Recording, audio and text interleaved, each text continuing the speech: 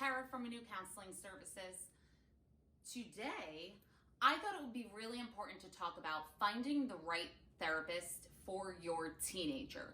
The reason why I thought about this is because I spoke to a potential client this week and they were looking for a therapist for their daughter that was about 14 years old.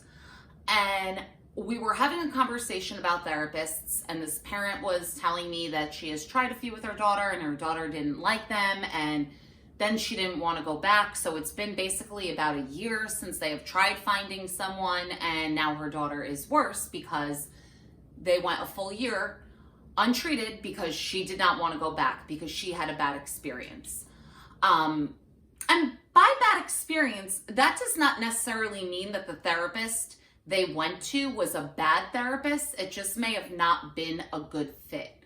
One thing that I've noticed as a therapist is when people have a bad experience in therapy, whatever that bad experience may be, it's ruled out. But when it's like a regular doctor, right? Like let's just say a regular PCP, and they went for the first visit and they didn't really like the doctor. It's like, I didn't really like that doctor. Now I'm going to find another one. It's not traumatic. It's just, I didn't like them, I'm going to find someone else. But for therapy, it is. And I wondered why. Why is it different? Like dentists. I've gone to a dentist, I didn't like them, and I'm like, I don't really like them, I'm going to find another dentist. No big deal at all. I think my opinion on this, not factual, just my opinion, is at times I think it takes more strength to go to a therapist because it's forcing you to face your problems, right? For anyone that's been in therapy, that initial intake is like, hi, my name's Tara, nice to meet you. I need to know every single thing about you, and especially all the bad things, in an hour and a half. Ready? Go. That's a lot. So you have to muster up all of this energy to talk about all of these things that you're struggling with, to no avail because you realized you didn't really like the therapist. And it's hard. It's hard to talk about all of those things. And then you think to yourself, wow, I have to do this again. I'll never forget, years ago in my practice, I had a client. They came in with their daughter, and she handed me 3 pages, all typed, 12-point font, of the history of problems and traumas and issues. And I never received something like that before. So I look at her and I said, wow, you're really organized. And the parent looked at me and said, you know, it's not about organization. We have tried so many different therapists, and it is so grueling and daunting and so painful to continue repeating all of this over and over again that it's just easier now for us to write it down so at least we don't have to talk about it in depth from point A to Z. And my heart broke because I was like, wow, that must be so much.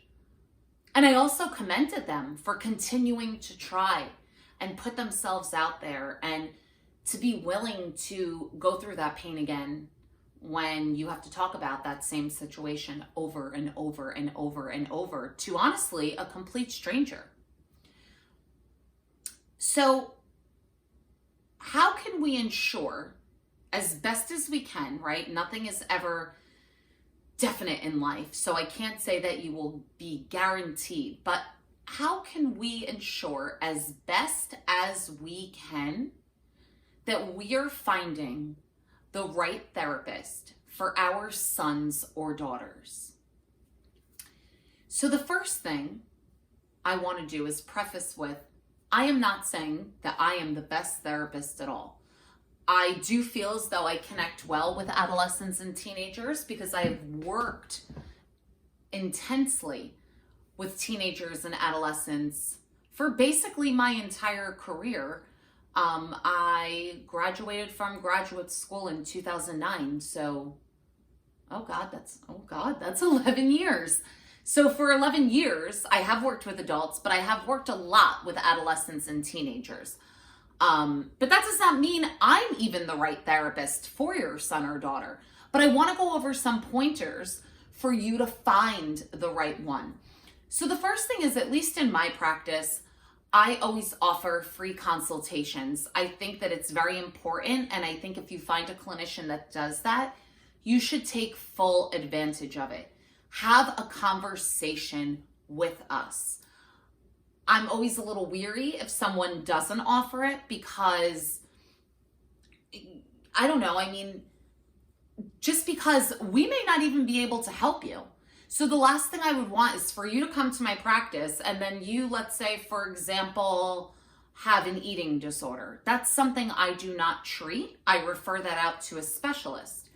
So why make you come in, sit through an entire intake? You have to pay me for me to then say at the end of it, I'm sorry, I don't treat eating disorders, but here's a few referrals for you to do this all over again. So that's why I always think it's important to do a consultation, and that's one of my main reasons for offering a free consultation, to make sure that I'm a good fit for you and for you to see if you think I'm a good fit for you. So definitely look for a therapist that offers free consultations so that you can have the opportunity to talk to them. The other piece is I would kind of come up with some questions. You know, you are the parents, so you know your son and you know your daughter and you know what they like and what they don't like. So think about personality traits that you think that they'll like or not like, and come up with some questions to ask the therapist to get to know a little bit more about them, to see if you think that they would be a good fit. Another suggestion would be definitely finding someone that has experience with adolescents and especially teenagers. Like I said, I work in a high school, so I work with teenagers all day, every single day. So I am very familiar with them, to say the least, and I do feel like I connect well with them. But they can be challenging. I admit, when I have adult clients, it is much easier, much easier, because I'm an adult, they're adults, so we're basically on the same level. And also adults typically, unless it's court mandated, really do want to go to therapy, where teenagers, adolescents, it's a hit or miss. Some of them really want to go. Other times their parents are forcing them to go. And those are the hardest ones. Now, I don't mean that you shouldn't bring them if they don't want to go, but it is even more challenging, and that means it's even more important to find someone that they connect with. To be honest, in my personal time, I will sometimes watch shows that I know my teenagers watch, just to kind of get a sense of what they like. I'll listen to some music that I know they're listening to, just to get a sense of what they like. I familiarize myself with the 5,000 different social media accounts that they could have to, again, try to understand it. And you'll see them kind of lighten up, right? So sometimes they'll say to me, Miss, do you know what TikTok is? And when I say, yeah, I know what TikTok is, their eyes lighten up like, oh my God, you know it? That's a connection right there. I've connected with clients on so many different levels, but I get on their level. It's, you know, there's this funny meme that I saw by the software that I use for my practice, and it's two different pictures, and it's me in therapy while I'm counseling an adult, and we're sitting there and we're all professional and smiling. And then it's me in therapy when we're counseling teenagers, and we're wearing like a headband and like, you know, making like a funny face. And it's so true, because we have to get on their level. So I would definitely ask the therapist how long they've worked with teenagers and adolescents. Even ask them, like, what are some of your ways that you can connect with teenagers and get on their level? You know, I've heard some therapists say, I just think I'm too old. And that's not the case at all. You know, when I was, well, not when I was, but in the high school, I was the youngest counselor in my department, and one of the counselors, who could have been the age of my mom, The students loved her. And she was in her 60s when she retired. But she joked around, and again, she connected with them. She got on their level. So it really doesn't have to do with age. They can connect and could like someone that is significantly older than them, so long as that person knows how to connect with teenagers. So again, top questions to ask them. Number one, go over the presenting problem with them and make sure that it is something that they are able to and willing to work on.